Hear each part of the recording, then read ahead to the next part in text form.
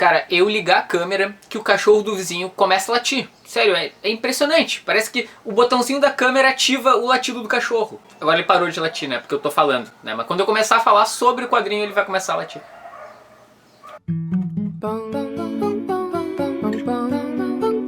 Mr. Sandman, bring me a dream. Make him the cutest that I've ever seen. E aí pessoal, beleza? O plano pro vídeo é dividir com vocês como foi a minha experiência lendo Do Inferno, que é um lançamento recente da editora Veneta, cara, que eu simplesmente não consegui parar de ler. Bom, se tu não conhece, Do Inferno é uma obra do Alan Moore, que é um dos maiores escritores de quadrinhos que já existiu. O cara é o autor de Watchmen, V de Vingança, Monstro do Pântano, entre tantas outras coisas. E essa é uma obra extremamente premiada, assim, ganhou vários Eisners seguidos durante a sua publicação, foi best-seller do New York Times, e em 2001 ganhou inclusive uma adaptação para o cinema com o Johnny Depp. Primeiramente, antes que eu prossiga, é importante que tu esteja familiarizado com Jack Estripador. Provavelmente o serial killer mais conhecido de todos, né? Ele atuava no distrito de Whitechapel, em Londres, no final do século XIX. Ele era basicamente um assassino de prostitutas. Só que ele não apenas matava as prostitutas, ele mutilava elas. Assim, eram crimes bárbaros que chocaram Londres na época que aconteceram. E a identidade desse assassino nunca foi descoberta. Se criaram várias especulações e possíveis responsáveis, mas nunca descobriram exatamente quem era Jack Estripador. Tá, na verdade, esse ano ainda, um empresário lançou um livro em que ele assumia que descobriu a identidade através de um DNA que foi encontrado num chale de uma das vítimas. Mas, né, a gente sabe o que essa galera faz pra vender livro, né? Eu prefiro acreditar que nunca descobriram o verdadeiro responsável. Dito isso, temos a obra do Alan Moore, Do Inferno.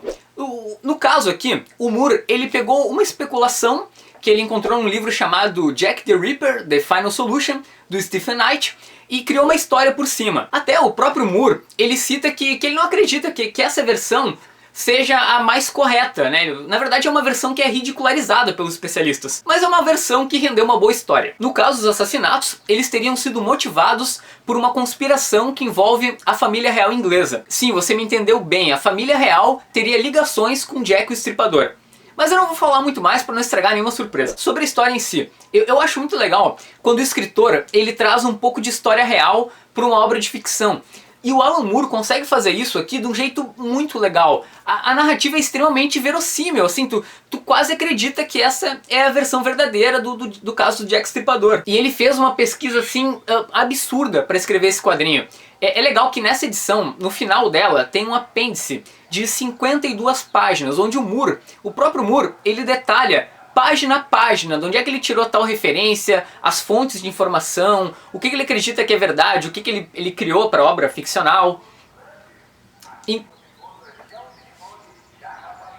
cara, quando não é o cachorro, é o vendedor de algum produto de limpeza, Cloroart. Bom, é isso, tá? Eu acho que uma forma interessante de ler Do Inferno é tu, sempre que tu terminar um capítulo, tu ir pro apêndice e procurar exatamente as referências do Moore. Eu acho que foi uma leitura muito mais interessante. E não te preocupa com spoiler, porque o apêndice ele é só texto, então tu não vê nenhuma figura que possa estragar alguma surpresa. Outro ponto é que Do Inferno é uma leitura extremamente densa, assim, o Alan Moore, ele não te explica nada, sabe? Tu tem que interpretar. E eu acho isso muito legal, porque ele não te entrega nada mastigado, tu tem que interagir um pouco com a obra. E tu simplesmente não consegue parar de ler, sabe? O quadrinho, ele tem 500 páginas, olha, ele é bem grosso, mas eu não conseguia parar. É muito interessante que tu tem o ponto de vista do Jack o Estripador. Logo no começo do quadrinho, tu já sabe a identidade dele, tu já sabe as motivações, e tu vai acompanhando ele fazendo as suas vítimas. E meu amigo, tem uma parte no capítulo 10, praticamente todo o capítulo 10, na verdade, que são páginas e mais páginas do Jack cortando uma das suas vítimas. Cara, é uma das coisas mais, assim... chocantes que eu já vi num quadrinho. Bom, sobre a edição da editora Veneta, que é essa nova edição.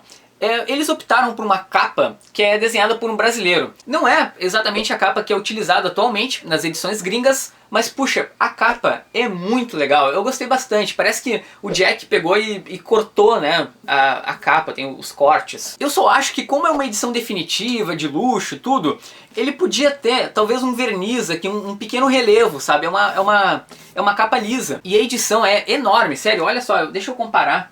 Aqui, por exemplo, com uma edição capa dura do Lanterna Verde, aqui, olha só isso, olha a diferença de tamanho. Esse Do Inferno, ele é um pouco maior, por exemplo, que o encadernado dos Supremos, tá? Em questão de altura. Olha o tamanhão. Numa escala de 0 a 5 é nota 5. Eu acho que é a melhor HQ que eu li esse ano. No mínimo, é a mais rica em termos de literatura e pesquisa. Tanto o Alan Moore quanto o Ed Campbell, que é o desenhista, eles estão de parabéns. Ah, eu não cheguei a citar, mas Do Inferno é uma publicação dos anos 90, tá?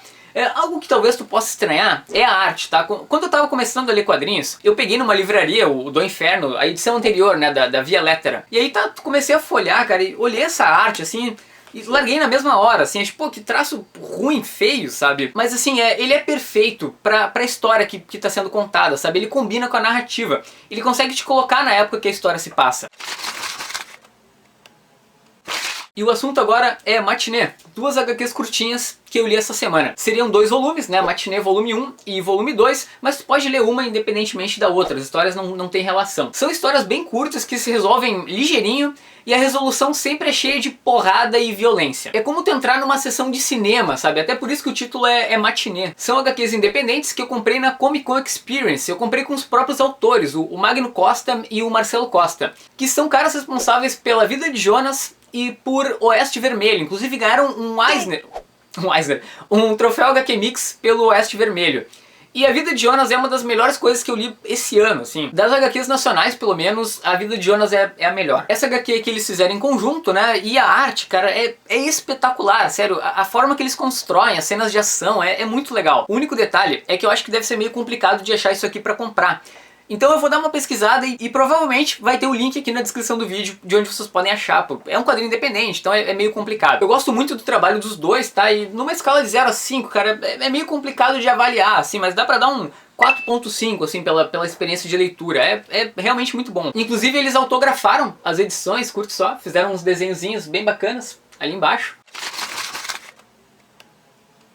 E mais um ciclo se completa e termina mais um programinha. Fica o link dos últimos programas do canal, tá? E tu aí, cara, o que tu leu por último que tu considera muito bom? O que te chamou a atenção? Porque o que importa aqui no Dois Quadrinhos é o que você leva no seu coração.